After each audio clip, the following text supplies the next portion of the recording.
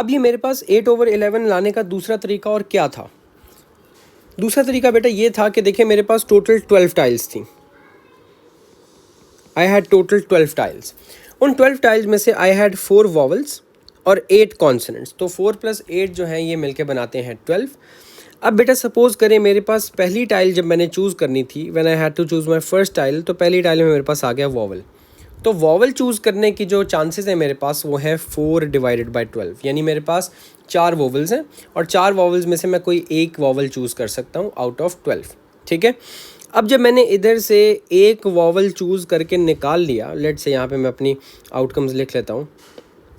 पहला वॉवल है मेरे पास आई, दूसरी मेरे पास टाइल थी ओ, तीसरी टाइल भी मेरे पास थी ओ और चौथी टाइल थी मेरे पास ई।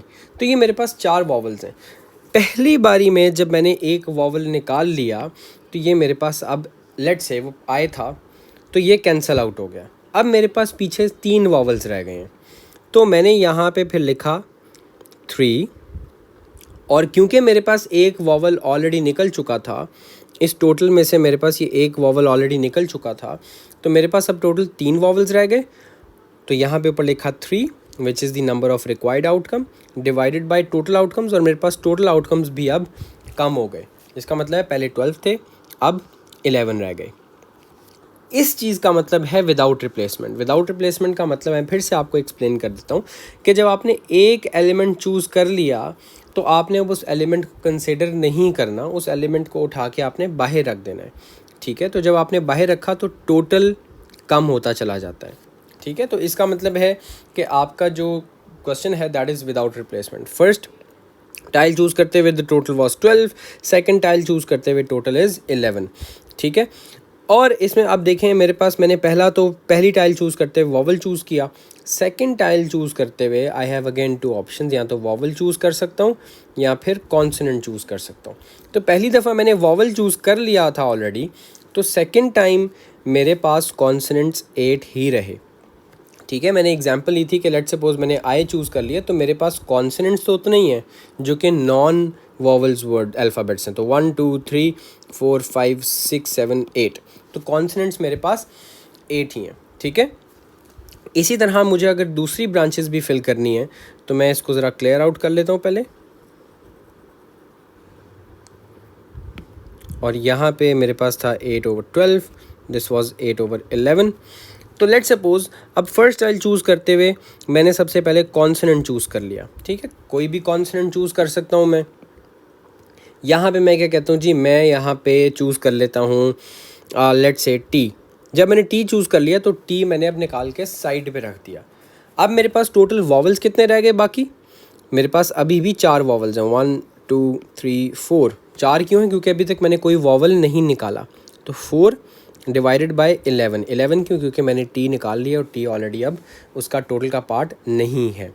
कॉन्सोनेंट्स कितने रह गए? कॉन्सोनेंट्स पहले 8 थे, एक कॉन्सोनेंट मैंने निकाल लिया विच इज़ टी। अब मेरे पास 7 कॉन्सोनेंट्स रह गए और टोटल कितना है? Total is 11।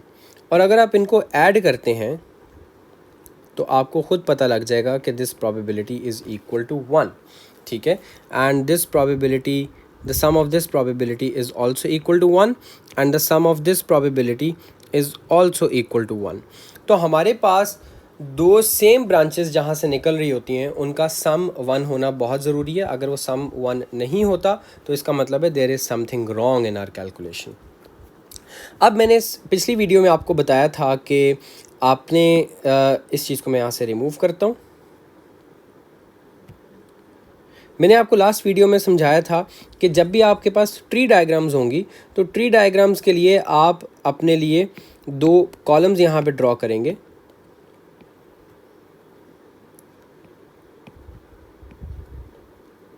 पहले कॉलम के अंदर आप लिखेंगे आउटकम्स और दूसरे कॉलम के अंदर आप लिखेंगे प्रोबेबिलिटी। तो आउटकम्स क्या हो सकते हैं बेटा? या तो मेरी पहली टाइल भी वॉवल हो और सेकंड टाइल भी वॉवल हो। तो एक आउटकम तो ये हो गया कि दोनों दफ़ा मैंने वॉवल चूज़ कर लिया। दूसरा आउटकम मेरा ये हो सकता है कि पहली दफ़ा वॉवल चूज़ करूं और दूसरी दफ़ा मैं कॉन्सोनेंट चूज़ कर लूं। तो दूसरी पॉसिबिलिटी या दूसरा आउटकम मेरा हो सकता है VC। ठीक है, वॉवल एंड कॉन्सोनेंट। तीसरी पॉसिबिलिटी हो सकती है कि मैं पहला कॉन्सोनेंट चूज़ करूं और दूसरा वॉवल चूज़ कर लूँ, तो ये आ गया जी सी एंड वी। और चौथी और लास्ट पॉसिबिलिटी मेरी ये हो सकती है कि मेरा पहला एलिमेंट कांस्टेंट हो, पहला आउटकम कॉन्सोनेंट हो और दूसरा भी कॉन्सोनेंट हो। तो यहाँ पे आ जाएगा जी सी एंड सी। अब देखिएगा बेटा, मेरे पास यहाँ पे दोनों आउटकम्स जो हैं मल्टीप्लाई हो रहे हैं, वी वी आपस में मल्टीप्लाई हो रहा है, वी सी मल्टीप्लाई हो रहा है, सी वी मल्टीप्लाई हो रहा है, सी सी मल्टीप्लाई हो रहा है, तो इनकी प्रॉबिलिटीज़ भी मल्टीप्लाई हो जाएंगी। ठीक है, तो पहले वॉवल की प्रॉबिलिटी 4/12 है, सेकंड वॉवल की प्रॉबिलिटी 3/11 है, तो इनकी प्रॉबिलिटीज़ मल्टीप्लाई हो जाएंगी। 4/12 मल्टीप्लाई बाय 3/11। इसी तरह यहाँ पे 4/12 मल्टीप्लाई बाय 8/11, इधर 8/12 मल्टीप्लाई बाय 4/11 और इधर 8/12 मल्टीप्लाई बाय 7/11। तो ये मेरे पास इनकी फाइनल प्रोबेबिलिटीज़ आ गई और इनको मैं जो क्या कहते हैं फाइनल मल्टीप्लाई करके भी फॉर्म में लिख सकता हूँ। 4 3 12 ओवर 132, 4 8 32 ओवर 132, 4 8 32 ओवर 132 और 7 8 56 ओवर 132।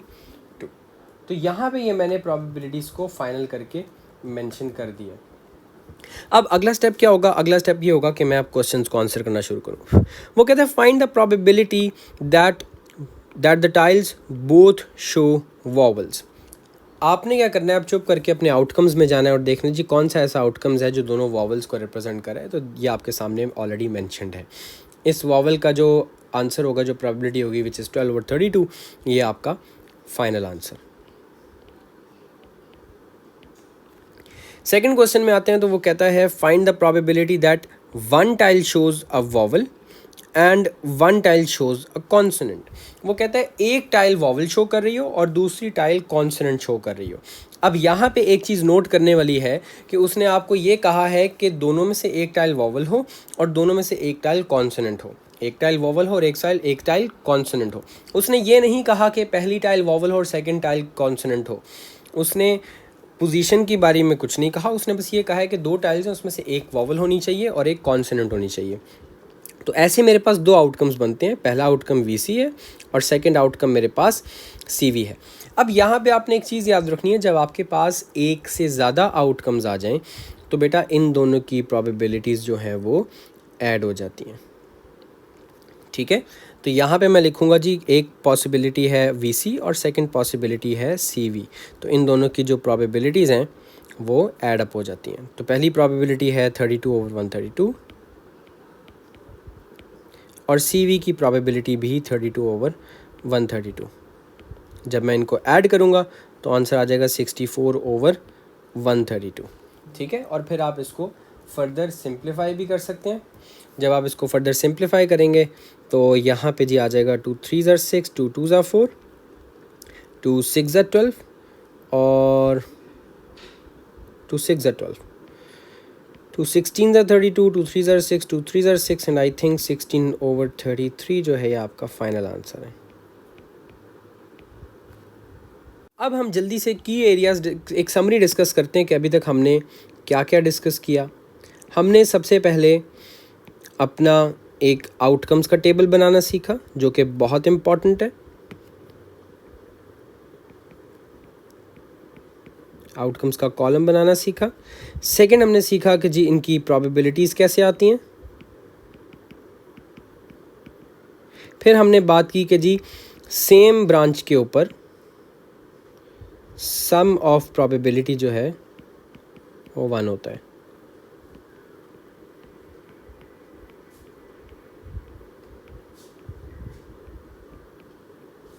ठीक है, यानी ये सेम ब्रांच इस पॉइंट से निकल रही है तो इनका जो सम होगा वो 1 होगा। ठीक हो गया। और फिर मैंने आपको फाइनली ये बताया था कि जब आप प्रोबेबिलिटीज़ को, जब आपके पास एक से ज़्यादा प्रोबेबिलिटी आ जाती हैं, more than one outcome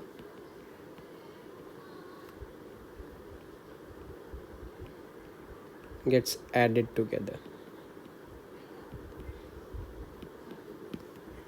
and that's it.